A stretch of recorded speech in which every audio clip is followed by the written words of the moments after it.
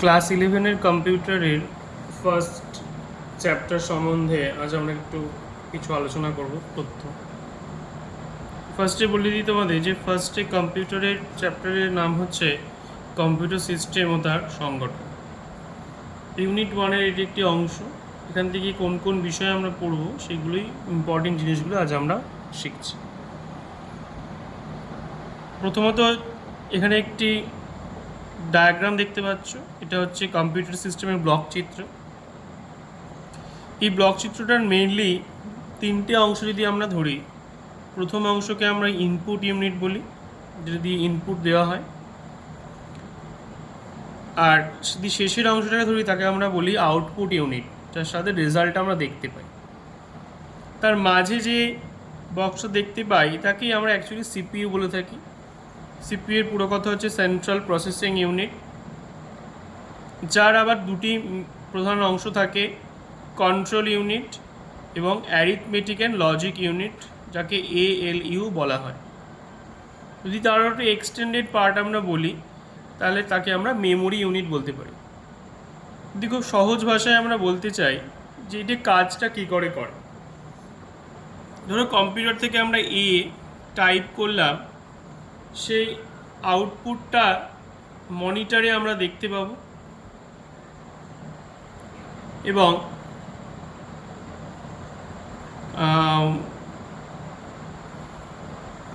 যে আমাদের প্রসেসিংটা হবে, প্রসেসিংসে পুরোটাই হচ্ছে সিপিইউ এর মধ্যে হবে এবং প্রসেসিং করার সময় ডেটাটা যার মধ্যে স্টোর থাকে বা আউটপুটের ডেটাটাকে আমরা যার মধ্যে স্টোর করে রাখতে পারি তাকে আমরা মেমোরি ইউনিট বলে থাকি। এর মধ্যে ডেটাকে স্টোর করা যায় বা বলতে গেলে জমানো যায় বা সঞ্চয় করে যায়।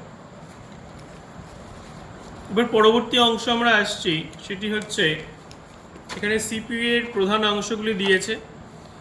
সিপিইউ এর প্রধান অংশগুলির মধ্যে যদি আমরা বলতে চাই তাহলে আমরা কন্ট্রোল ইউনিট বা সিইউ সম্বন্ধে জানব। কম্পিউটারের সকল কাজ এটি নিয়ন্ত্রণ করে, কন্ট্রোল করে, তাই এর নাম control unit. Arithmetic logic unit বা ALU ও মেমোরি ইউনিট ও ইনপুট আউটপুট ইউনিটের মধ্যে একটা সমন্বয় সাধন করে, মানে যোগাযোগ রক্ষা করে। আরেকটি অংশ হচ্ছে arithmetic and logic unit. Arithmetic এই টার্মটা শুনে আমরা জিনিস বুঝতে পারছি যে অ্যারিথমেটিক আমরা কোন ভাষাটা শুনে থাকি, কোথায়? অঙ্কের ক্ষেত্রে, অঙ্কের যোগ বিয়োগ গুণ ভাগ যে কাজটা হয় সেটা হচ্ছে এই অ্যারিথমেটিক অ্যান্ড লজিক ইউনিটে। এরপরে চলে আসছি মেমোরি ইউনিট। কম্পিউটারের যেটা বললাম তথ্য বা ডেটাকে আমরা যেখানে সঞ্চয় করতে পারি তাকে আমরা মেমোরি ইউনিট বলে থাকি। মেমোরি আবার অনেক ধরনের প্রকারভেদ রয়েছে, সেটি সম্বন্ধে জানব। Primary memory, secondary memory, cache memory, flash memory. আমাদের প্রধান হচ্ছে প্রাইমারি আর সেকেন্ডারি। এই প্রাইমারি এবং সেকেন্ডারি এই দুটি মেমোরির আবার বিভাগ আছে। প্রাইমারি মেমোরি দুটি ভাগ, র্যাম এবং রম। র্যামকে আবার দুটি ভাগে ভাগ করা যায়, static RAM, dynamic RAM.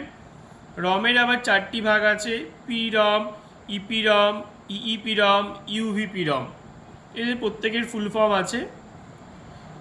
PROM মানে হচ্ছে প্রোগ্রামেবল রম, EPROM হচ্ছে erasable programmable read only memory, EEPROM হচ্ছে electronic erasable programmable read only memory, UVPROM হচ্ছে ultra violet programmable read only memory.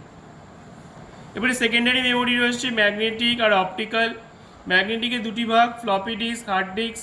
অপটিক্যালে দুটি ভাগ, CD, DVD আর হচ্ছে ব্লুরে ডিস্ক। এই হচ্ছে ভাগ। ক্যাশ মেমোরি আর ফ্ল্যাশ মেমোরি পরে আছে, ওটা আমরা আরও বিস্তারিত পরে জানছি।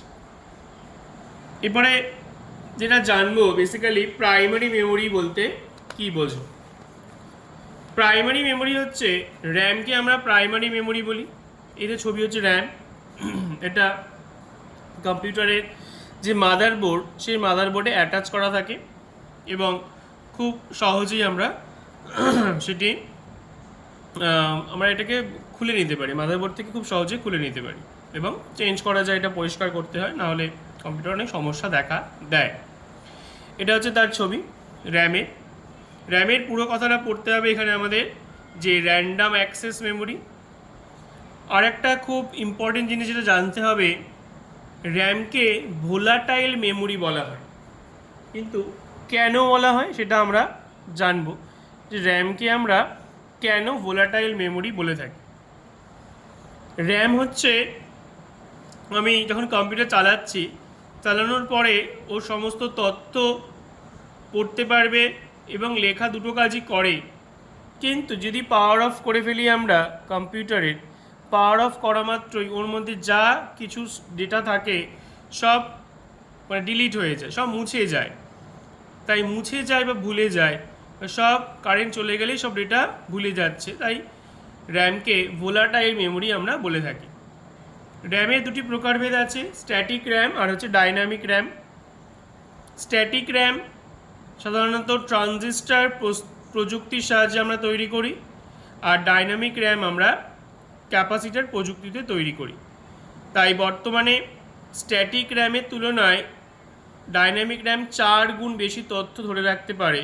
তাই বেশিরভাগ কম্পিউটারেই ডি র্যাম বা ডাইনামিক র্যাম ব্যবহার করা হয়ে থাকে। আরেকটি অংশ আমরা আসছি, সেটা হচ্ছে রম। রমের পুরো কথা হচ্ছে, এটাও কিন্তু প্রাইমারি মেমোরি, যাকে আমরা রিড অনলি মেমোরি বলি, রিড অনলি মেমোরি বা রম। এই রমকে আবার নন ভোলাটাইল মেমোরি বলে। এটা হচ্ছে রমের ছবি। কেন এটাকে নন ভোলাটাইল বলে? আমরা একটু আগে দেখেছি র্যামে যেরকম তথ্য পড়তে পারছে, লেখা যাচ্ছে, কিন্তু কারেন্ট চলে গেলে বা কম্পিউটার বন্ধ করে দিলে ওর মধ্যে যা ডেটা থাকে সব মুছে যায়। কিন্তু রমের মধ্যে সেক্ষেত্রে তা হয় না। রমের মধ্যে যা ডেটা থাকে ও স্থায়ীভাবে সঞ্চয় করে, কারেন্ট চলে গেলেও অফ করে দিলাম ওর মধ্যে এটা থেকে যায়। তাই এটাকে নন ভোলাটাইল বলে, মানে কোনো ডেটাও ভুলে যাচ্ছে না। রমের প্রকারভেদ আমরা ওখানে পড়েছি, এই 4টে ফুল ফর্ম আমরা আগে অলরেডি বলে দিয়েছি। এরপরে আছে ক্যাশ মেমোরি, সিএসিএইচি ক্যাশ। সিপিইউ র্যামের মাঝখানে এটা থাকে, সিলিকনের তৈরি। কেন এটা থাকে? সিপিইউ এবং র্যামের স্পিড কিন্তু আলাদা। দুটো স্পিডের সামঞ্জস্য আনার জন্য আমরা এখানে ক্যাশ মেমোরি ব্যবহার করে থাকি। এটা সিপিইউ র্যামের মধ্যবর্তী থাকে। এবং ক্যাশ মেমোরি, এটা খুব প্রশ্নটা আসে পরীক্ষায়, যে ক্যাশ মেমোরির অবস্থান কোথায়, বা ক্যাশ মেমোরি আমরা কোথায় দেখতে পাই, বা এর ব্যবহার কি, এটি। এরপরে আমরা চলে আসি সেকেন্ডারি মেমোরি ইউনিট।